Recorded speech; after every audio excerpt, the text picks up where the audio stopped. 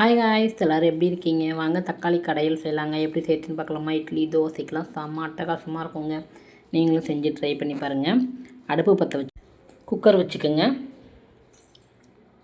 குக்கரில் இப்போ நம்ம எண்ணெய் ஊற்றிக்கலாம். பச்சை மிளகாய் சேர்த்துக்குங்க, நல்லா கலந்துக்குங்க.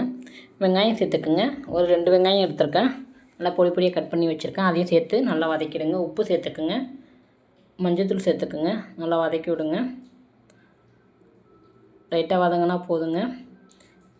இப்போ நம்ம தக்காளி எடுத்துக்கலாம். நான் தக்காளி ஒரு 4 தக்காளி பழம் எடுத்துருக்கேங்க. அதையும் நல்லா பொடி பொடியாக கட் பண்ணி சேர்த்துக்குங்க. நல்லா மிக்ஸ் பண்ணிவிடுங்க. நம்ம அதை வேக தான் வைக்க, நல்லா தண்ணி விடுது பாருங்கள். இந்த டைமில் நம்ம மிளகாய்த்தூள் சேர்த்துக்கலாம். கலருக்காக காஷ்மீர் மிளகாய்த்தூள் சேர்த்துருக்கேன். மிளகாய்த்தூள், குழம்பு மிளகாய்த்தூள் சேர்த்துருக்கேன். நல்லா கலந்துக்குங்க. கலந்து விட்டுட்டு இப்போ தண்ணி ஊற்றிக்கலாம். அந்த சொம்பால் ஒரு 2 சொம்பு தண்ணி ஊற்றிருக்கேன். நம்ம க்ளோஸ் பண்ணி விசில் வச்சு எடுத்துக்கலாங்க. நல்லா வெந்துடும். இந்த வெங்காயம் தக்காளி சூப்பராக இருக்கும். ஒரு 3 விசில் வச்சு எடுத்துக்கோங்க. 3 விசில் வச்சு விசில் அடங்கினோடனே நம்ம தாளிப்பு கொடுக்கலாம். சூப்பராக இருக்கும்.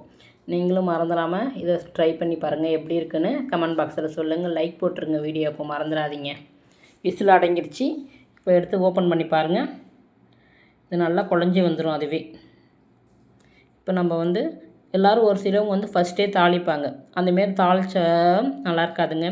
நீங்கள் இந்தமாரி இதை ஃபஸ்ட்டு குக்கரில் வச்சுட்டு அதுக்கப்புறம் தாளிப்பு கொடுக்கலாம். சூப்பராக இருக்கும். அப்போ தான் தாளிப்பு கரண்டி எடுத்துக்கோங்க. எண்ணெய் சேர்த்துக்குங்க. எண்ணெய் காஞ்சோடனே கடுகு உளுத்தம் பருப்பு சேர்த்துக்குங்க. அது நல்லா வெடித்து வந்தோடனே பெருஞ்சீரகம் சேர்த்துக்கலாம். சோம்பு சேர்த்து கருவேப்பிலை சேர்த்துக்குங்க.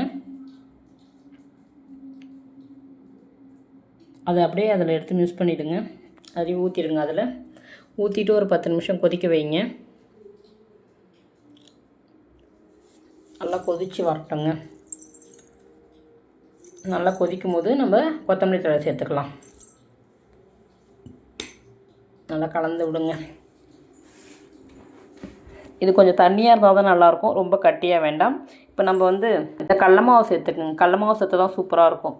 இந்த வெங்காயம் தக்காளியெலாம் தனித்தனியாக இருக்கும் இல்லைங்களா? கடல மாவு சேர்த்தா எல்லாம் ஒன்றா மிஸ் ஆகிடும். அதுக்காக தான் நல்லா கலந்துக்குங்க. இப்போ ஒரு லைட்டாக ஒரு கொதி வரட்டும். இந்த கடல மாவு வாசனை போட்டும். கொத்தமல்லி தழை சேர்த்துக்குங்க. சூப்பரான தக்காளி கடையில் ரெடி ஆயிடுச்சு. நீங்களும் செஞ்சு ட்ரை பண்ணி பாருங்கள்.